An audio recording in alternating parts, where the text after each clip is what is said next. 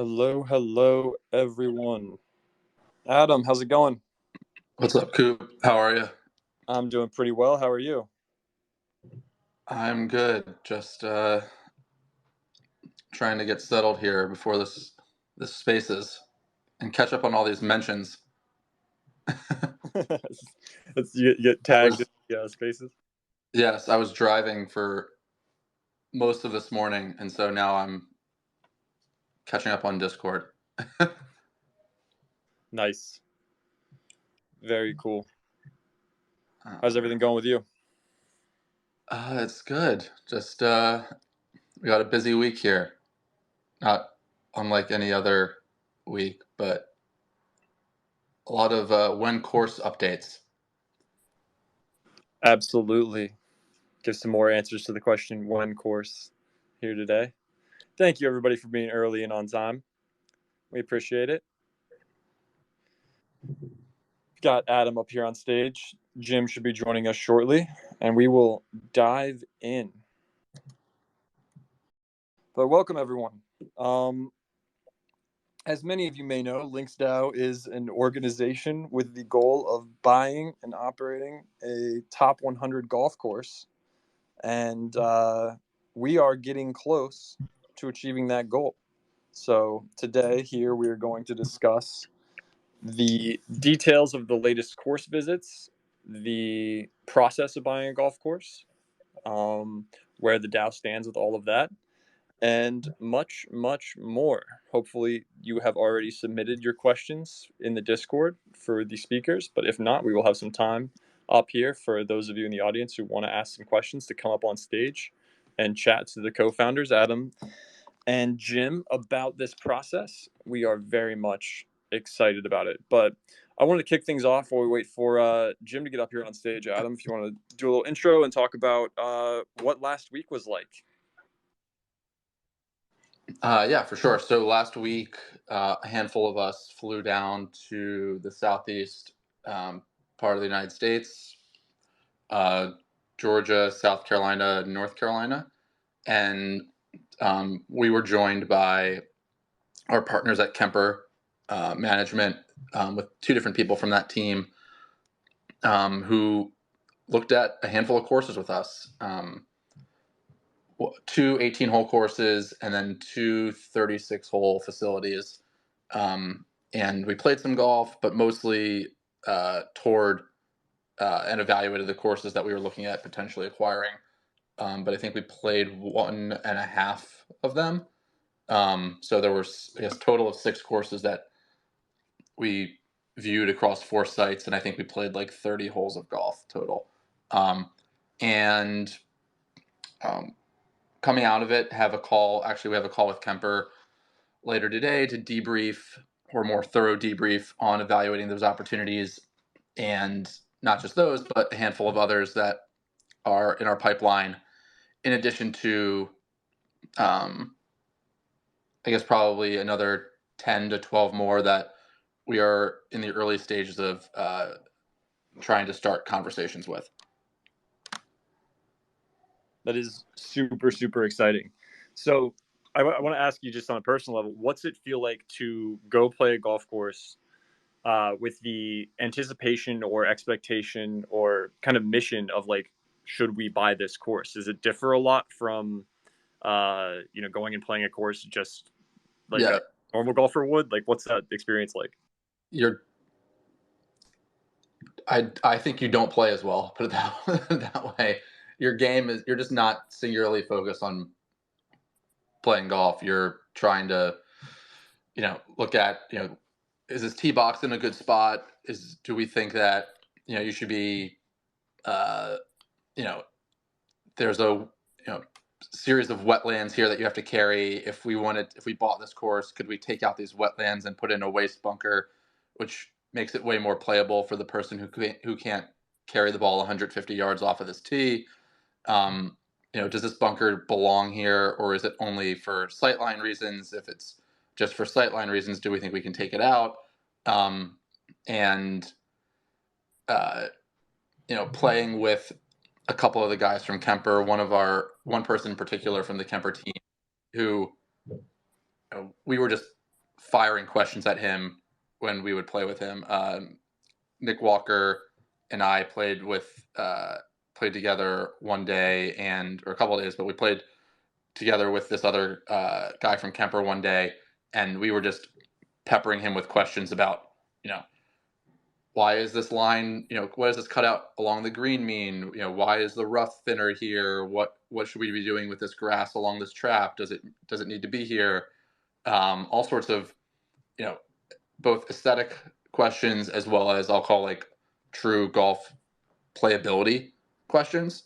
And it's amazing how much you learn just from a couple hours riding around in a golf cart with someone who, has been doing this for, I don't know, maybe this guy Mike has probably been doing this for 30 years, and has seen, the best and the worst out there, and can very quickly pick apart where a course needs help, where it doesn't, and can also very quickly give a budget and estimate around costs associated with sort of every sort of facet of a course. So was an incredibly educational sort of 3 days that we spent with those guys. That's awesome. I want to welcome Jim Daly, our fearless leader, up here to the stage and ask, what was your experience like on these course visits? Any winners? Yeah, what's up, guys? So it's been a pretty brilliant experience up to this point. So I personally have seen 7 different golf courses, spanning the southeast and the northeast. And I was a couple minutes late. Sorry, guys. I was on a call actually with the reps for a top 5 golfer who might be getting involved in the project. So basically, when we started this project, there was a handful of different types of golf courses we were looking at, or planning to look at. So we know that based on what all of you have told us from the community, that you want something that we can put our own mark on, right? So a good golf course that has extraordinary bones, where we can work with a top architect, and Bez has done an amazing job of connecting with. I think Bez about 2/3 of the top architects out there. There's still the living architects, obviously. Yeah, so there's maybe one person we haven't spoken with that we really want to, but outside of that, basically everyone. Yeah, you've gotten to know a lot of these guys well. So kind of make our own LinksDAO mark, really have the community chime in on, okay, this is the golf course that we're going with. Like, if we're thinking about different routings and stuff like that, how should we approach it, right? So it's always been really important. So seeing golf courses that are like, some golf courses would be, like, I'll give you like one alpha. Okay, golf course called the Frog in Georgia. All right. So, and I'm telling you this because this one's a no, and I can tell you why. This was when it opened up. It's a notable architect. When it opened up, it was like rated kind of one of the top public golf courses in the state. And when you're there, like, the layout is extraordinary. And the bunkering is basically, all the bunkers would need to be redone, right? So you need to spend a couple $1 million on the bunkers. But if you did, it would be really great. However, it's not a fit for us because it is in, a kind of a 65 to 70 plus community. It's very quiet there, which there's absolutely nothing wrong with that. But in terms of the vibe that the LinksDAO membership is certainly on Discord kind of said, this is what we're looking for. We're looking for something that's a little bit more like you play with the music on, you can play barefoot. Like, it's still a top-notch place that's like absolutely extraordinary.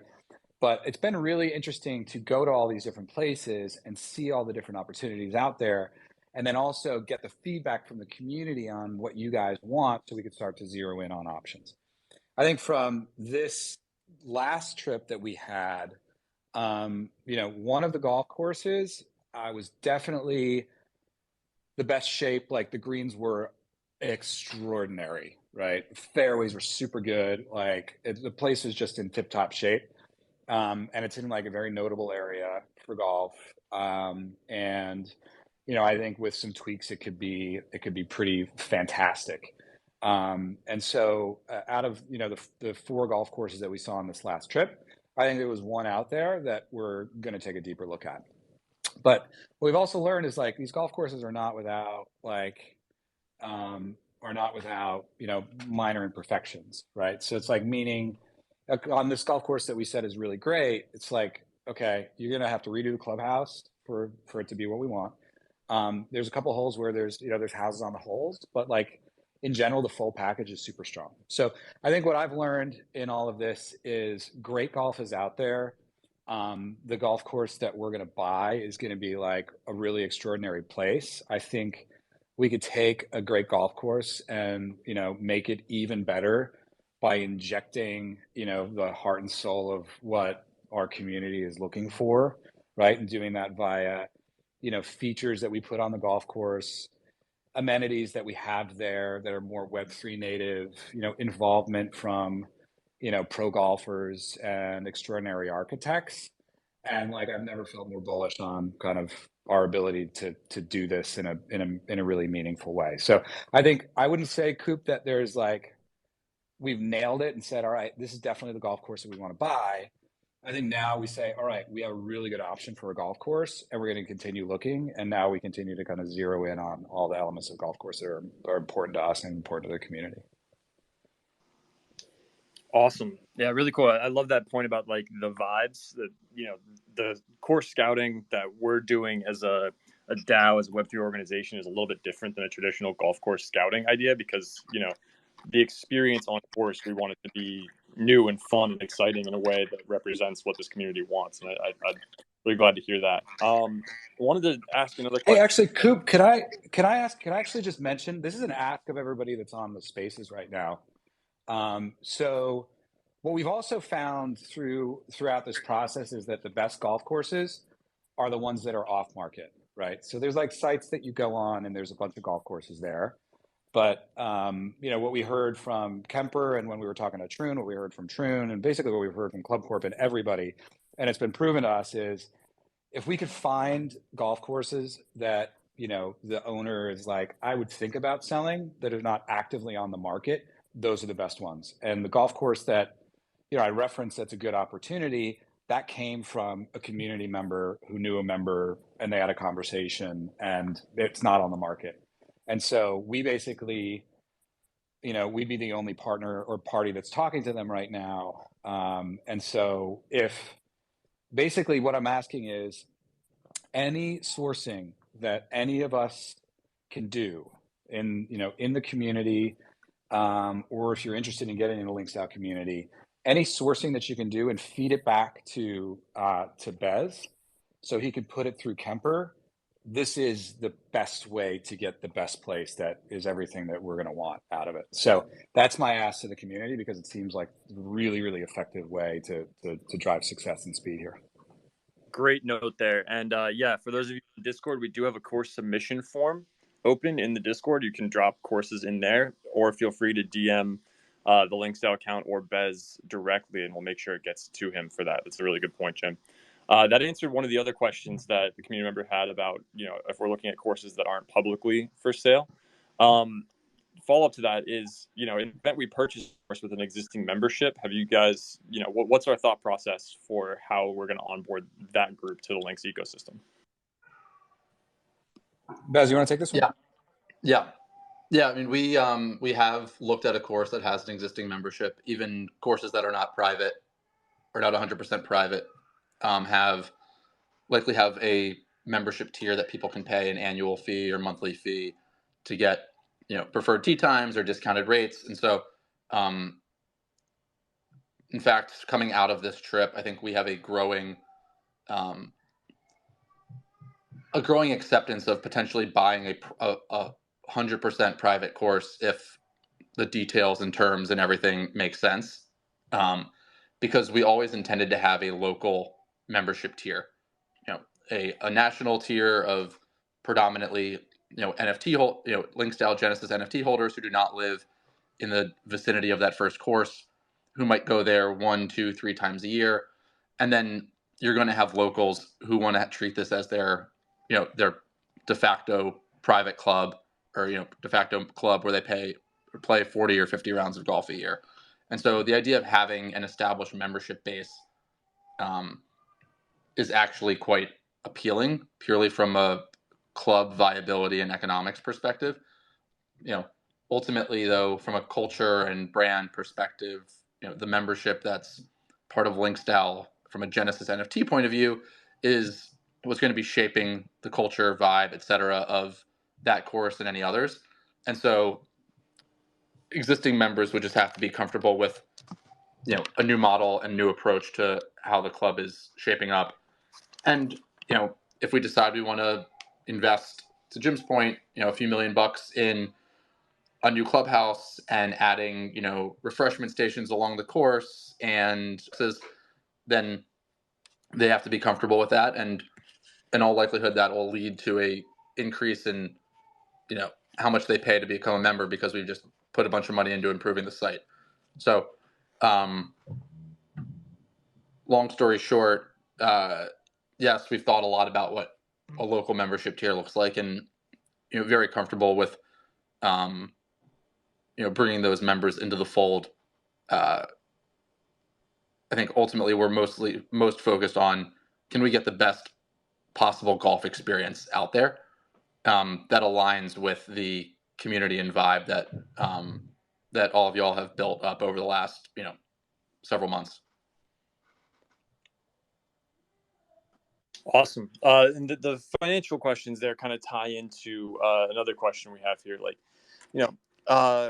how are we feeling about the goal of acquiring a top 100 golf course? What's our thought process there with, acquiring a highly rated golf course and, getting it into the top 100? Are we looking top 200? What's our thought process there? I think our thought is there are a number of courses that are in this, I'm using air quotes here, top 100, range. I was fortunate enough to play a couple weeks ago with a guy who's a rater for Golf Digest. And so his job is literally to go and play these courses, score them, rate them, and help determine the top 100. And so it was pretty interesting to hear his feedback and commentary. Oh, this is a guy who's also played 99 of the top 100 courses in the US in the last 3 years. He's just waiting on an invite to Augusta. So if anyone has one, that'll help him get to number 100. So he's seen it all and thought about these from the perspective of someone who's scoring them. And his view is, there's the top 10 to 25, the 25 to 75 are, and the top 25 will very rarely ever change. 25 to 75 is like, it's the movement within that. But like 75 to 125, even 125 down to 200, those courses are all virtually interchangeable in a lot of ways. And so our perspective is, if we could find something that hovers in that range, that would be fantastic. And there's a number of courses that are we've started to have conversations with and we've reached out to that might actually be quite viable targets that live in that world. I think the other area that we're increasingly excited about is actually buying something that lives outside of that range and allowing the community to influence and drive the outcome, which is improving this place to be in that universe of top 100-esque courses. So finding something that, like Jim referenced, which it's not a top 100 course right now, could it become one? Perhaps. Or finding something that has, like some of the other stuff we saw that we're not going to dig in on, and we can talk about why, but they've got great bones, really interesting routing, cool topography, and if you invested the time and money, you probably could make one of those a top 100 course.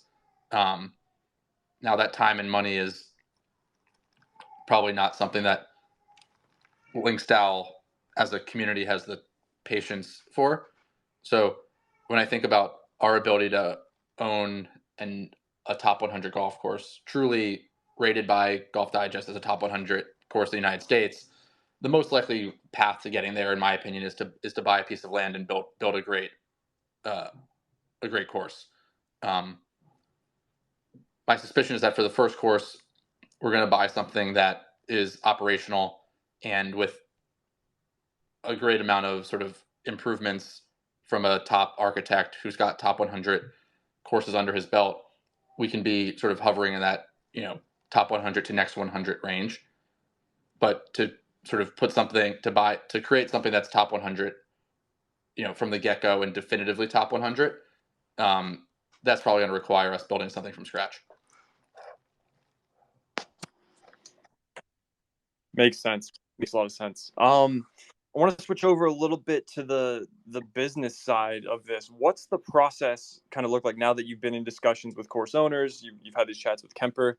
What does the process, is it just like a traditional real estate transaction? What's the process of buying a course actually look like from a due diligence and deal closing perspective? And what's the timeline look like on that? It's not too dissimilar from, I'll call, for lack of a better word, any other real estate transaction. And from there's a diligence process. There's a number of inspections that are going to go into this, after an offer is, proposed and accepted. It can be financed, relatively similarly, though you probably have more options here in terms of potential seller financing. But a mix of, essentially, cash and debt.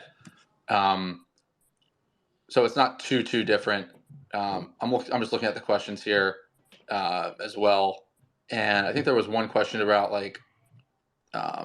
costs, and if we're looking at that or is just Kemper looking at that, and we're both looking at the data. We're signing NDAs with these groups. We're evaluating. We're looking at their numbers. Obviously Kemper has way more comps and history evaluating these things than we do to know whether something is good or not from a profitability and viability perspective. But the course, for instance, that Jim referenced that we're going to take a deeper dive on is profitable. The Kemper team felt like they were actually leaving significant amount of revenue on the table by not optimizing a few things. So they're hardcore management company operators, and they can get onto a site immediately, pinpoint where things are optimized and where things are I'll call it less than optimal in terms of process and amenities and other forms of optimizing revenue. And so we're working closely in conjunction with those guys. But obviously, the reason we hired them in the first place is because they're going to make sure that we don't screw something up here. And we're going to lean heavily on them for their expertise and their experience,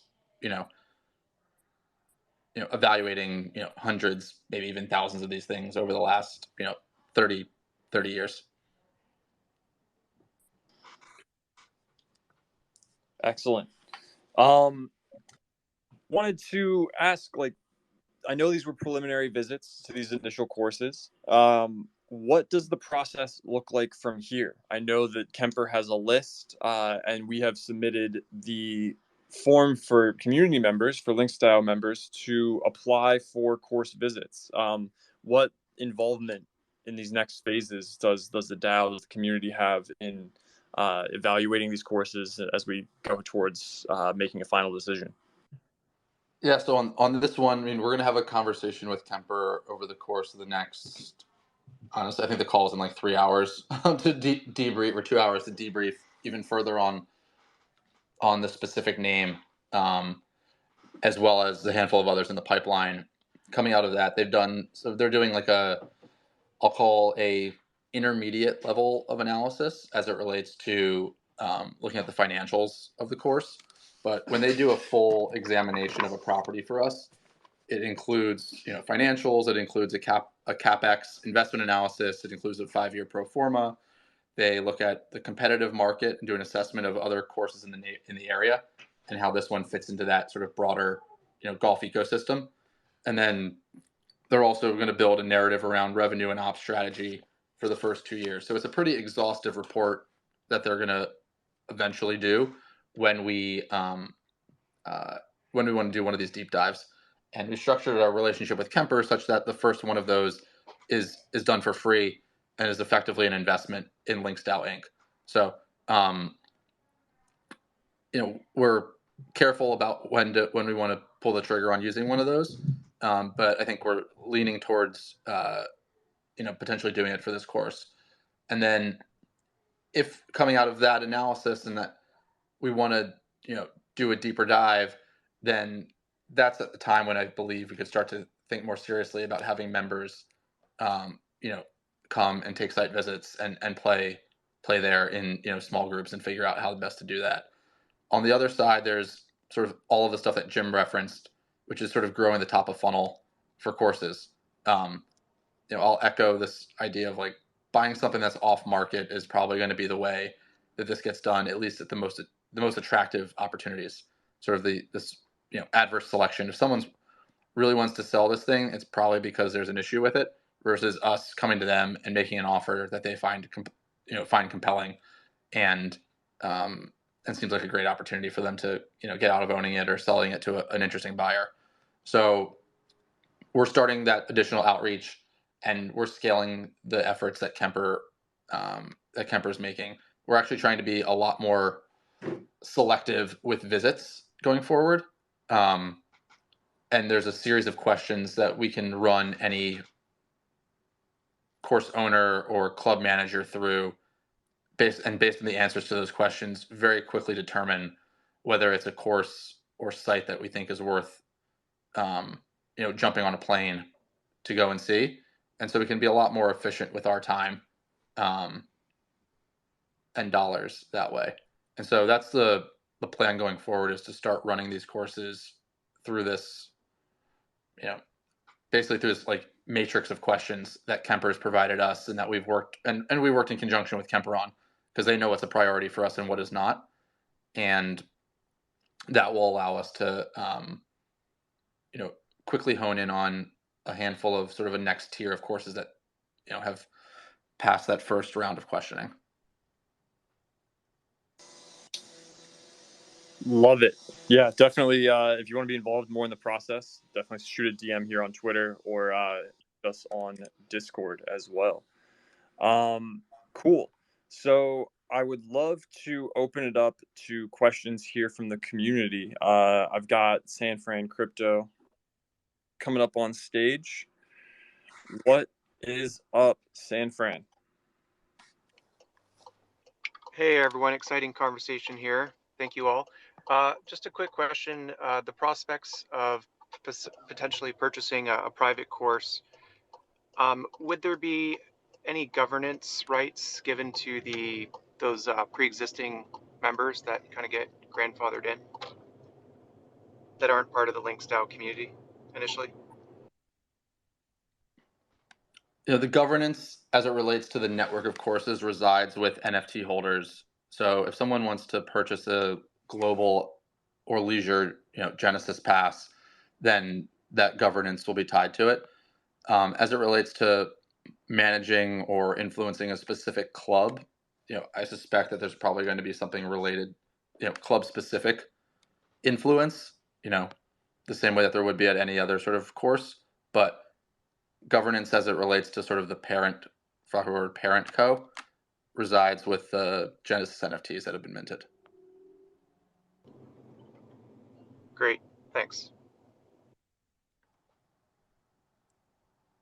Thank you for coming up and asking that question. We've got Varlo coming up on stage. What's up, Varlo? Oh, hey guys, thanks for putting this on today. It's been really insightful. Just a quick question in regards to, you were mentioning before, the local members, the local LinksDAO holders will obviously, be able to play the course multiple times throughout the year. As someone who lives, and so I'm just kind of curious about, like, obviously I'll have governance rights by holding the Genesis token, but I'm mindful of the fact that, I might only be able to get to the course, maybe once per year. And just, my thought is, how do you add value to the people that, might not get to play the course as often or at all, really? Just if you've given that any thought? Yeah, Varlo, I can answer that. We've actually given that a lot of thought. So there's a few different concepts that we've been working through here. So Bez obviously talked about one of the reasons why we are now a little bit more open to buying a private club. One, obviously there's an existing membership there, and two, it also opens up the network of, or I should say, the opportunity for the number of courses we can look at, right? Because if you're not looking at private clubs, you eliminate a good portion of the the potential universe of golf clubs you can purchase. One of the other things is, by having a local membership, the local members are going to pay more, fairly, a fair amount more than the what we'd say the Genesis Pass members are going to pay, thus supplementing a very inexpensive national membership for our Genesis members. And that's one of the reasons we really like it, because we want kind of the local members are going to have a different, different expectation in terms of, commercially what it's going to cost to be a part of this club than our national Genesis members. Also, one of the things we're excited about in the club is basically the ability multiple times a year for us to have a hub for events. And we know that there's going to be a number of our Genesis Pass holders that might not live in the area, but they might go 4, 5, 6 times a year, right? There's going to be a handful of our Genesis Pass members that might go once a year. But what we want to do is give the ability multiple times a year to basically have like really special, fairly significant in real life events and meetups and club championships and things like that, around some of the biggest moments in golf. So I think there's going to be a lot of different ways that we're going to be bringing, I think, maximum value to the Genesis members. But I think just most pragmatically, this is going to be, what we believe to be, an incredible golf experience for a very inexpensive price, because it'll be supplemented by higher costs of the local members. No, that's a great answer. And just kind of piggybacking off this, and this is my own self-interest here. So my friends and I have been doing a golf trip yearly this is going to be our 15th year. If it's a private club, like I would love nothing more to be like, hey guys, we should do the golf trip this year down to, wherever we own the course, and be like, be able to walk into the club and be like, this is my house, like I own a piece of this kind of thing, and be able to showcase that to them. If it's a private club, is that going to be possible, or are they all going to have to be NFT holders to be able to gain access to the club? Well, just like any club, you can bring guests. Okay. So you pay a guest fee for those guys. So yeah. Okay, cool. Because there's like 20 to 24 of us on a yearly basis. So I would love to be able to do that. The other thing I would also add to that is we want to allow daily fee non-member play at this course during and this is going to be up to the membership to vote on, but ideally you vote on certain afternoons or certain days of the week are allocated to non-member play, and members have priority tee times and things like that, and can book out tee times further in advance.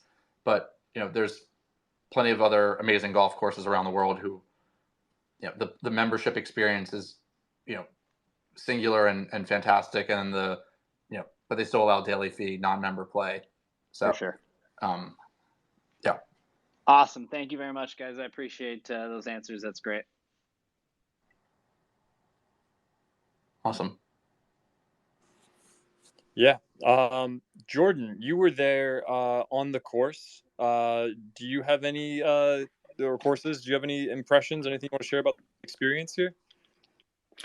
Yeah, for sure. So for me, I'm a 17 handicap, and so I'm not the best golfer in the world, and I kind of felt like I was representing the everyday golfer, right? So are these courses accessible to all golfers from beginners to scratch? So I representing the community, really looking at the vibes. Is this a place that our community would want to play golf consistently, fly in from around the world? So that was great for me. I also was able to shoot some content, which some drone footage, some other great footage that I got And we're working on that now, getting through that. So you guys will get to see some of that content here soon. So that was what I was working on down there at the courses. Way cool. This one's for Adam and Jim. I know we had proposal 14 recently where the community got to vote on these course attributes. Of the courses you saw, would you say that they aligned mostly with the votes, or would you say that they had, some attributes that were, in excess of the others, like top 100 quality or practice facilities, or some of those other attributes? And how do you think they stacked up there versus your impressions and your desires versus the community votes? Yeah, I mean, I think one of the biggest takeaways is that we're going to have to make compromises on some things. I think, and even within the way the votes stacked up, there were things that would require a compromise. Like, I think there was something like two of the things ran very counter to one another, but they were top, 4 attributes. But I think by and large, the thing that was top of mind for us is, you need to find a great golf course, a super high quality golf course, regardless of who designed it, regardless of its lineage, pedigree, etc. And that came through in the voting. People were much less concerned about the architect who built the thing, but that is just a great golf experience. And the course that we found that we played and we are digging in on, I think, is the type of course you would want to play every single day. Which is ideal, right? It's not too hard. It's not too easy. The greens were, to Jim's point, the greens were in fantastic shape. They were running pretty quickly, and they could definitely have been running faster. I think they were we played with a member, and I think he said that it was like an 11 or 11 and a half, and he said that they consistently can crank those up to like a 13 or 14. So the course itself was like eminently playable. Very few like forced carries. I think I referenced the one thing here where there was like some marshlands, but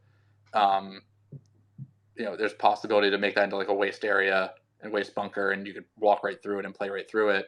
I think that there's probably a decent amount of work related to like maybe taking down some trees and opening it up a lot more and bringing in some shapers and sort of you could start to hide some of the housing along just a handful of the holes on the course. So you could really sort of improve it in an interesting way. It was actually very, very walkable. We took carts for the sake of speed and being able to check out different parts of the property and site while we were playing. But it actually was if you wanted to walk and take a caddy or walk and take a push cart or carry your own bag, like would have been very easy tee to green. So yeah, I mean it was close, fairly close to a regional airport, reasonably close, very close to a regional airport, reasonably close to a very, very large international airport that has tons and tons of direct flights. So I'm just going, I don't have the checklist in front of me right now, but I'm just trying to, off the top of my head, it kind of ticked a lot of the boxes that people were looking for. The range was awesome, like really great range. Could easily install TrackMan out there. Short game area was good, not great, but there's plenty of room for it. Had on-site lodging, so there were 3 lodges and cabins like on site with room for a 4th. They're doing some really interesting work in terms of like a fun factor with like a fun extra hole that's being built, and so the more I talk it out, the more it checks a lot of what we're looking for and what the members sort of voted on in that proposal. Excellent. Love to hear it. Absolutely. And I wanted to, before we wrap things up, ask if there's anything that, I know we've mentioned, check your networks, talk to your golf courses, send us messages if you know of anything that's available. Any other, calls to action that we want from the community here as we lead into this golf course purchase? No, I mean, if people have recommendations, if whether you have an inside track or not, we're totally, we're not opposed to cold calls and getting in front of people. So even if it's as simple as, hey, I heard, I love this, daily fee semi-private course in my area. It's, it checks a lot of the boxes we're looking for. I have no idea if it's for sale. That's totally fine. We don't care. We'll do the digging to get in front of them and figure out what the story is. So don't hold back if you have really viable targets. Excellent. As a thank you for those of you tuning in here today, I have taken a snapshot of the listeners, and a couple of you will be reached out to with a Pro Shop credit. If you haven't been in the Discord, we launched our fall line of LinksDAO gear. It is awesome.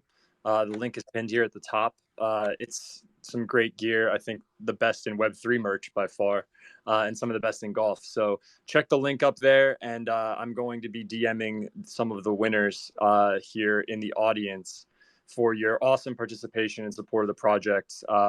We couldn't be doing any of this without you, and I love you all. So stay tuned in the Discord. Remember to drag LinksDAO up to the top in the Discord. Keep your notifications on because we've got big news coming. Thank you all so much for being here. Coop, thanks for hosting. Appreciate it. Thanks, everyone.